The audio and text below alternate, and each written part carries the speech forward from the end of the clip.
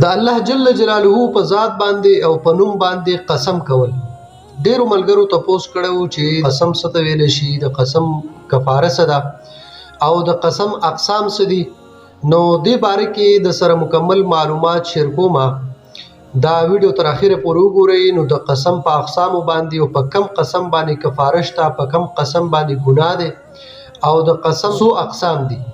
نو دا به مکمل تاسو زده کوئ. په اسانه پښتو کې درته وایم، قسم ته په عربی کې یمین وایي او یمین ورته ځکه وایي چې عربیانو به اکثر د یو بل نه قسم اخیسته نو داخلي لاس پې ورکوو، نو یمین ښي ته وایي، نو ځکه دې ته یمین ویلی شي. یا د یمن نه دی یمین، معنی د قوت او برکت او د دې قسم په ذریعه باندې خلک خپل کلام مضبوطوي، د دې وجې نه دې د قسم ویلی شي. او په شریعت اعتبار سره قسم دا دی چې په یو کار په کولو یا په نه کولو باندې پوخ یقین څوک کوي او په هغې باندې د الله جل جلاله قسم وخوري، د هغه نوم پرې واخلي، دې ته قسم ویلی شي. قسم په درې قسمه باندې دی.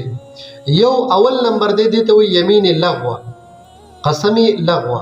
دویم نمبر یمین غموس. دریم نمبر یمین منعقده.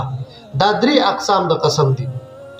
اول نمبر یمین لغوه، دا هغه قسم دی چې یو کار په تیره زمانه کې یا موجوده زمانه کې یو کار شوی او یو کس ته پته نه او په غلط فهمۍ باندې دی قسم وخوري چې زما د قسم په خدای باندې دا کار نه دی شوی او هغه کار شوی ده ته پته نه، نو دا قسم لغوه دی. په دې باندې هیڅ قسمه ګناه نشته دی او دا قسم معاف دی، هیڅ قسمه ګناه پې هم نشته او کفاره پې هم نشته دی. یا یو کار نه شوی او ده ته پته نه او دی قسم وخوري چې زما د قسم دا کار شوی دی، نو دې ته قسم لغوه ویلی شي. په دې باندې هیڅ قسمه ګناه هم نشته دی، کفاره پې هم نشته دی، دا معاف. دویم نمبر دی یمین غموس. دا هغه قسم ته ویلی شي چې په تیره زمانه کې یو کار شوی او ده ته پته چې دا کار شوی دی او د هغې باوجود دی وایي چې زما د قسم په خدای باندې دا کار نه دی شوی، نو ده ته پته ده او ده پې قسم وخوړه، نو قسم په دې باندې غموس دی. دا سړی ګناهګار دی، سخت ګناهګار دی، البته کفاره پې صرف نشته دی، نور توبه او استغفار په ده باندې لازم دی. دا به دی خامخا کوي. غموس اصل کې عربۍ ته ویلی شي غوپه ورکول، نو خدای پاک به در عذاب ورکوي، دی به استغفار وایي، توبه به وایي او په دې باندې به د خدای پاک نه بخښنه غواړي خو کفاره پې نشته دی. دریم نمبر دی یمین منعقده. دا هغه یمین هغه قسم ته وایي چې یو انسان په راروانه زمانه کې په یو کار باندې قسم وخوري چې یاره زما د قسم په خدای زه به دا کار کوم او بیا هغه کار ونه که، نو دی په قسم کې راګیر دی او دغه قسم ته یمین منعقده ویلی شي. په دې باندې په ده باندې کفاره لازم ده. نو په اولني دوو قسمونو کې کفاره نشته دی او په دې دریم نمبر قسم یمین منعقده په دې کې کفاره ده. دا کفاره که ده دا قسم مات کو کفاره به ورکوي، که قسم یې نه مات کړی نو هغې پورې کفاره نشته دی. اوس دا کفاره به دې څه ورکوي؟ نو قرآن کریم کې کفاره د قسم کفاره څلور اشیا ذکر کړي دي چې دا به د قسم کفاره ورکوي. د ټولو نه اول قرآن کریم کې الله جل جلاله فرمایي فاطعام 10 مساکین من اوسط ما تطعمون. اول نمبر کفاره دا ده چې 10 مسکینانو لبا 2 ټیمه خوراک ورکوي.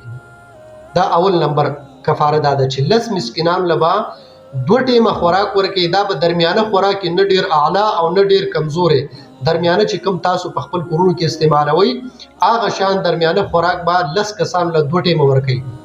که دا نشي کولی، دویم طریقه او دویم اپشن د کفارې چې دی قرآن کریم ذکر کړی چې او کسوتهم 10 مسکینانو لبا کپړې ورکوي، درمیانه قسم کپړه چې دا 10 مسکینانو له.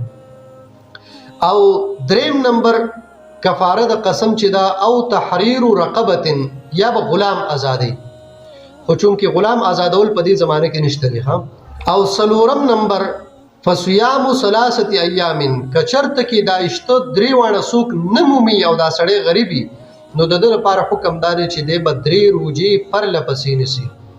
دا د قسم کفاره شو. اول نمبر کفاره د قسم دا شوه چې یا به دی 10 مسکینانو له 2 ټیمه خوراک ورکوي، که دا نشي ورکولی 10 مسکینانو له به جامې ورکوي، که دا نشي ورکولی غلام به ازادوي، که دا نشي کولی نو 3 ورځې به پرله پسې روژې نیسي.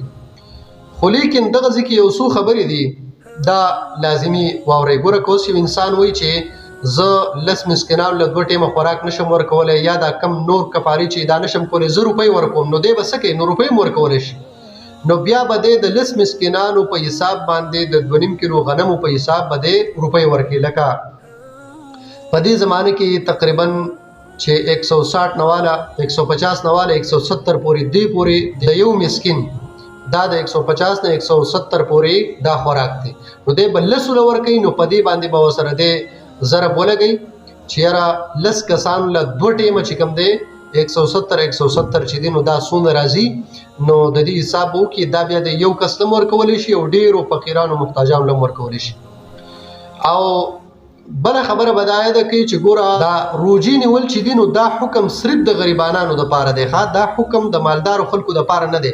هغه خلک چې هغه مسکینان له طعام ورکولی شي یا کپړه ورکولی شي، غلام آزادولی شي، هغه کسان به روژه نه نیسي. روژه به هغه کسان نیسي چې هغه د دې ماقبل اشیاو استطاعت نه لري، طاقت نه لري، نو هغه به دا کار کوي.